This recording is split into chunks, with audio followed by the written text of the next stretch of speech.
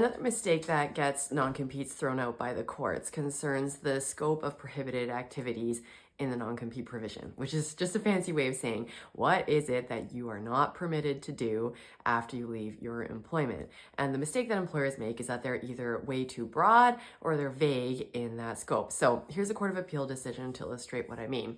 A pharmacy manager was working in a superstore. So you've been to those before, like a big supermarket that has a pharmacy inside of it. They probably have like an optician too and a flower store.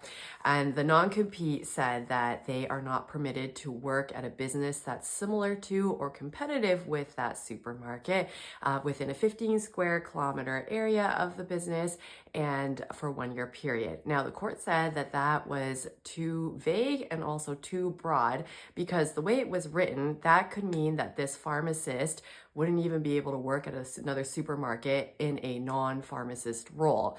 Or it would also prohibit the guy from working at a store that didn't even have a pharmacy in it, as long as they sold other goods that were similar to what was sold at the other supermarket, like let's say flowers or gift cards. So that was way too broad. The business clearly had no proprietary interest in preventing the pharmacist from doing that kind of role. So the court knocked out the entire non-compete. They didn't just carve out the problematic area. And that was even though he had legal advice and made an informed decision to sign that employment agreement.